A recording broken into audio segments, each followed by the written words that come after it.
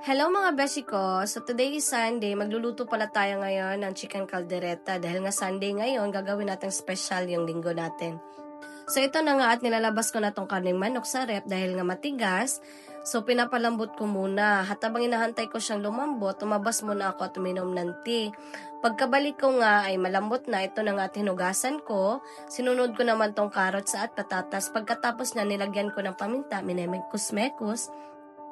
At pagkatapos niya, nag-ready ako ng bawang at sibuyas. Itong pagluluto ko ng chicken caldereta, simpleng pagluluto lang po ito.